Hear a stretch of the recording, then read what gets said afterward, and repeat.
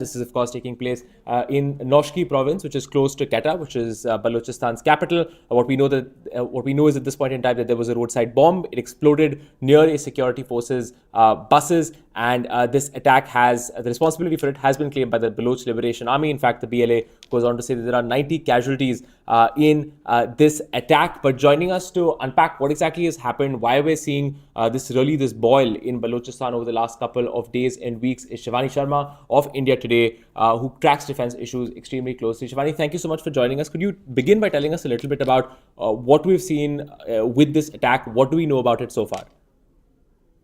Shashank, this is the second major attack in last 4 days where the BLA has claimed responsibility, and in today's attack, they claim that 90 security personnel from Pakistan have been killed so far. And this was a convoy with 8 vehicles of the Pakistani security forces. They were traveling from Quetta to to another area. And in between, there is a place called Noshki. This is around 150 kilometers Quetta, where they have attacked this convoy. One of the buses was completely blown out in a Fidaini attack, and later they closed up to this particular convoy and they started firing upon the security forces. They say that around 90 security forces from Pakistan, including the Frontier Corps Jawans, have been killed by them.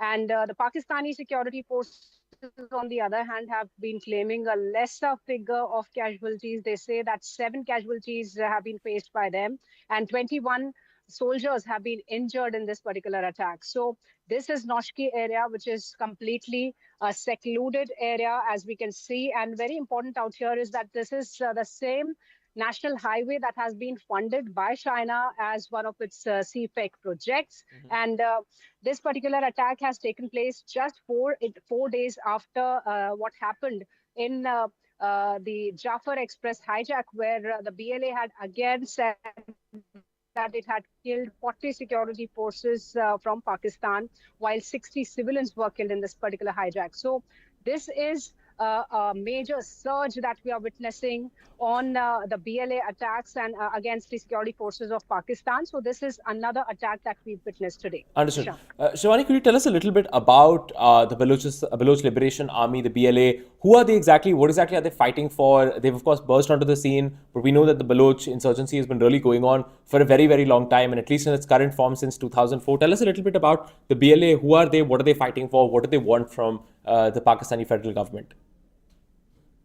Shashank, BLA, or the Baloch Liberation Army, is a front that calls themselves the freedom fighters for Balochistan. As the name suggests, they've been fighting for the liberation of Balochistan. They want Balochistan to be a separate nation. They do not want any kind of interference from Pakistan. They do not want the security forces of Pakistan on Balochistan. They say that Pakistan authorities, along with China, have been looting their resources. They've been there have been atrocities against them on their own land. They are not being looked after by Pakistan well. So now they want to secure the land. They want the liberation of Balochistan. And for this purpose, they've been fighting since several years now, Shashank. This is not a new fight. But yes, what has happened is that on 2nd of March, there was an announcement that came from the BLA that all the smaller groups who have been fighting for this cause are now uniting. They will be forming an integrated front, which they'll be calling Baloch National Army, and they will be chalking out a strategy, more lethal strategy, a decisive war against Pakistan's security forces. And since then, we've seen that within 10 days, there have been 2 major attacks on the security forces of Pakistan. One we saw where the train was hijacked with the 440 people on board. And in this hijack, there were around 100 casualties, in which they claim, the BLA claims that 40 were security personnel from Pakistan who were killed, and 60 were civilians. And again, after 4 days, we are seeing this particular attack that has happened in Noshki, where a convoy has been targeted by the BLA. So they've been calling out for their demand for a separate nation, in fact, separate Balochistan. They do not want the Pakistani forces on their land. They do not want any projects with China on their land, as they say that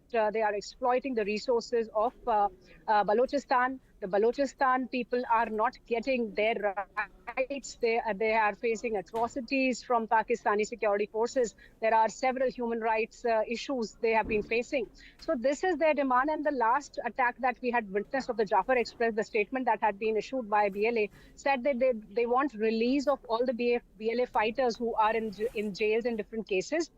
They want the removal of all the cases against these Baloch liberation fighters. So this is the demand that has been there for long. And now we see that this fight is going quite the magnitude, the intensity, the style is all changing by the BLA in a fresh strategy against the Pakistani security forces. Right. Shivani, could we also ask you a little bit about what exactly has changed with the BLA over the last couple of years? Some of the analysis that is coming out is that really they have received a major boost of strength since the American withdrawal from Afghanistan in 2021, using a lot of the weapons that were left behind by the United States Army when it left Afghanistan in 2021. Is that broadly correct? Because, we've seen really just over the last year, I think last year, the BLA claimed responsibility for about 302 attacks across the province. They launched these major attacks, as you were mentioning, in August 24 as well. And that was something that ground the province to a halt. What exactly is behind their increase in strength over the last couple of years, such that they've managed to really put the entire province on notice? See, they are working quite in an escalated manner with a defense, with a strategy where they are procuring modern weapon systems. They are working on technology. They are enhancing the guerrilla war techniques. They are working at par with the technology. That's what they've been claiming so far, Shashank. And that's what we are seeing in the changed style of or the changed pattern of their offensive that we've seen in past few months. They have been targeting the Chinese nationals. They've been targeting the Chinese engine. After 2021, it is presumed that they have been procuring those weapons that have been left by the US. This is one of the reasons. Another, they have been trying to make their training as such that they can take on the Pakistani security forces in a bigger manner. That's what they are saying. So they are spending in terms of their training, in terms of their planning, in terms of their weapon systems, in terms of technology. So this is the decisive war that they claim they've taken since last 2 months. And then we are seeing these escalated attacks on the Pakistani security forces. And they have united. Several groups that were smaller groups have now united. They are fighting together as a plan to completely take down the security forces of Pakistan that are operating in Balochistan. Right. Let me ask you two final questions then, Shivani, in terms of what you've said. How do you think that the Pakistani government is going to respond to this? In the past, we've seen them, of course, push back with a lot of force against Baloch insurgencies. Some might say that, in fact, their heavy-handed pushback, including, in fact, the assassination of certain leaders that were very prominent in the Balochistan cause, has only made the problem much worse. How do you think the Pakistani federal government is responding to this? What are you seeing in terms of the response over just the last couple of days, ever since we saw the Jaffa Train Express hijack? See, this is a big embarrassment for Pakistani security forces and security agencies out there in Balochistan who are suffering heavy losses from the hands of BLA. They have been trying to downplay the numbers of casualties. We saw in the Jafar attack also, they have been saying that there were very few casualties, but what the claims of BLA was quite higher. They said that they had neutralized all the 33 BLA fighters, but even after that claim had come from the DGI SPR, we saw a fresh statement that was issued by the BLA.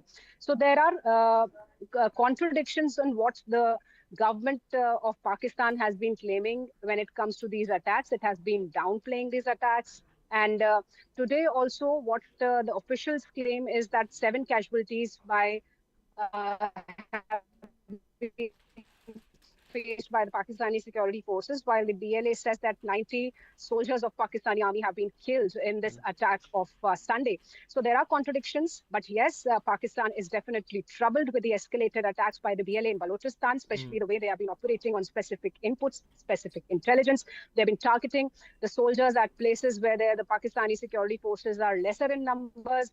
the terrain warfare that we are seeing, the guerrilla warfare what we are witnessing, where we see the Pakistani security forces are falling weak at the hands of BLA, and they are suffering heavy casualties. But certainly, Pakistan has always tried to save its face by downplaying the number of casualties, and that's what it is doing in this particular attack. Right. Shivani, final question for you then from my end, which is the question of China. You mentioned right at the beginning CPEC, the China-Pakistan Economic Corridor project. This was, of course, a massive, I think, $62 billion effort by both the Chinese and the Pakistanis to develop infrastructure, investment, and really tie both countries together more closely economically. Of course, in particular parts of the world, especially Balochistan, those investments have not really worked out. There have been attacks on Chinese nationals. Several of them have been killed. Gwadar port, which is, of course, in many ways the flagship Chinese port project, which they have invested in Balochistan, has also not taken off. Part of that, of course, is because of security concerns. How is China going to be looking at what's happening in Pakistan, given the fact that from what we know and what we've seen, at times China has been very, very firm with Pakistan that it needs to get the security situation under control if it wants the China-Pakistan economic relationship to take off. So how exactly is Beijing going to be looking at this? See, China has already raised concerns multiple times over the security issues of its nationals who are working under the CPEC projects in Pakistan. In fact, it has also called Pakistan to raise a new security front just to safeguard the Chinese nationals who are working out there. And for that matter, it has also given a plan to give heavy funds to Pakistan just for the security of the CPEC projects and the nationals of China who are working out there. Remember, Shashank, there have been attacks on the Chinese engineers too in recent years who have been working there, involved in different projects, who are traveling to Pakistan.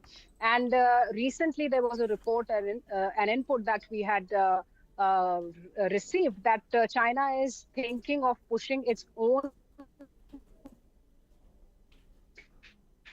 private security guards, the security of the CPEC the CPEC workers of China in Pakistan, because China is just not happy the way these attacks are happening in Pakistan, and the targets are mostly the Chinese nationals and the Chinese engineers. And today also I must bring it out that the attack that has happened on the NH, which has been a part of the CPEC project from China. So.